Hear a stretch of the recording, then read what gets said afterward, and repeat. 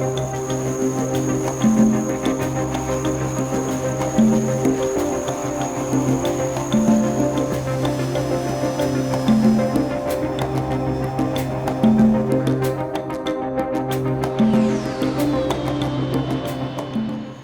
everyone, this is Showtime 112.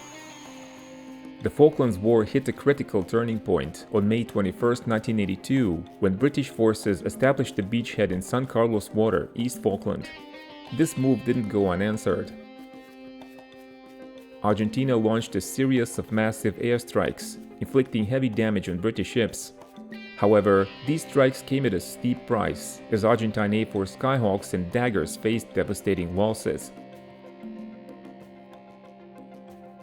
By the morning of May 24, the British defenses were firmly in place. 4 frigates were strategically positioned within San Carlos Water. 2 guarded the entrance, while 2 others protected 7 amphibious and 4 auxiliary ships. Recognizing the challenges posed by the island's terrain that partially blinded their radars, the Royal Navy deployed 2 additional ships to the northeast of Pebble Island, the Type 42 destroyer Coventry and the Type 72 frigate Broadsword. These 2 ships formed a formidable pair. Coventry was good at detecting aircraft at long ranges, while Broadsword focused on tracking low-flying planes amidst the ground clutter. But the Argentinians weren't giving up.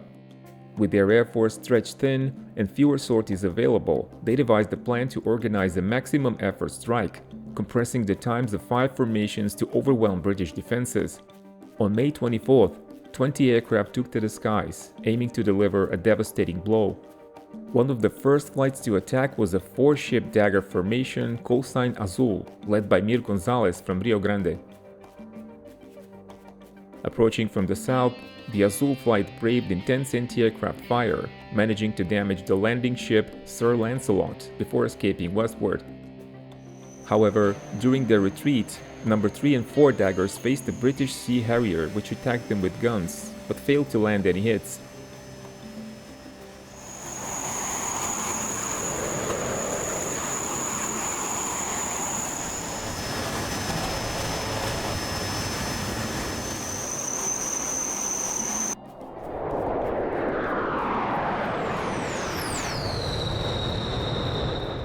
Remarkably, the Azul flight escaped without damage.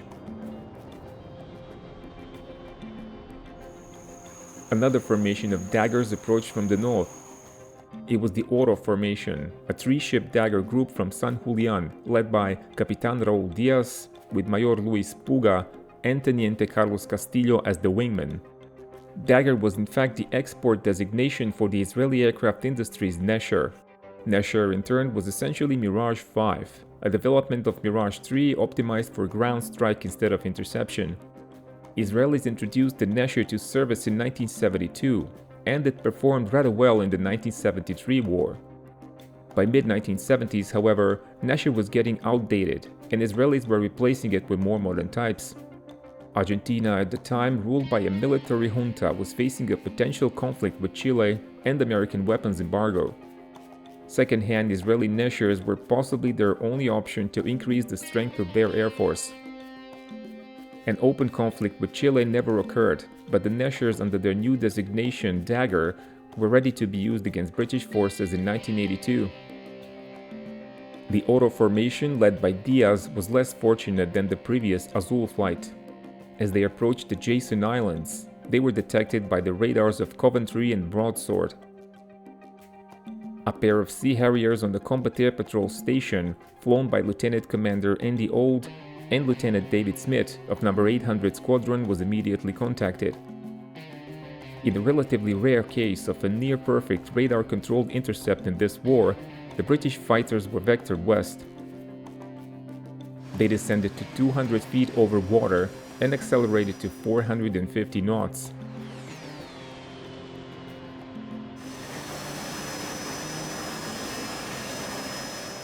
The Daggers of the Oro flight flew low, passing north of Pebble Island.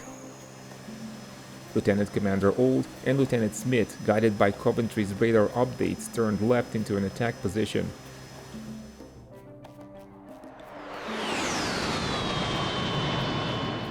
Spotting the enemy aircraft 5 miles ahead, Old tightened his stern and fired an AIM-9L Sidewinder at the leftmost dagger.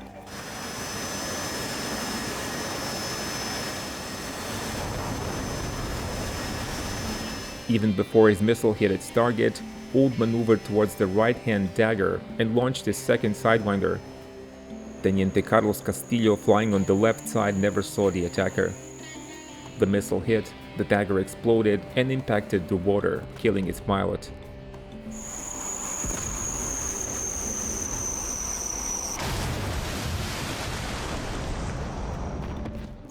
Mayor Puga, flying on the right, saw the explosion and frantically called out over the radio. The flight leader, Raul Diaz, never saw what happened to Castillo, but hearing Puga on the radio, he looked towards his airplane. He spotted a light, fast approaching Puga in a zigzag manner. He immediately shouted to his wingman to eject, as there was no time for anything else. The second missile also scored a direct hit, causing a massive explosion. But Puga was luckier, and he successfully ejected over water.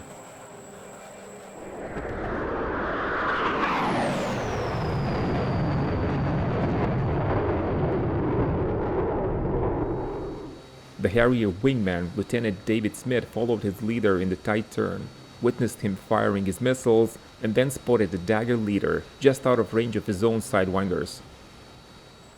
But as Diaz turned hard to the right, Smith closed and placed the Pipper on his HUD across the dagger's afterburning tail.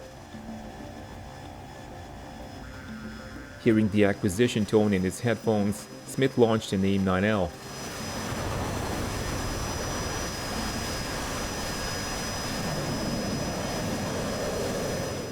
The missile struck, turning Diaz's dagger into a fireball. Fortunately, Diaz managed to eject, landing injured but alive on Pebble Island, where he was later rescued.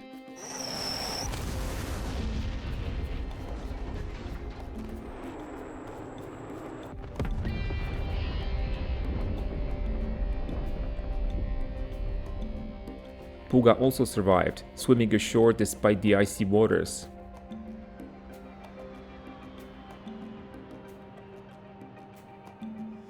This engagement marked the Old second aerial victory of the war, while David Smith would go on to score another in the coming days. The Falklands War was slowly becoming a battle of attrition. Would the British with their limited ships, or the Argentinians with their dwindling fighter bombers reach their breaking point first? By May 24, 1982, the outcome was far from certain, but the tide was beginning to turn. Thank you for your time and keep watching Showtime 112.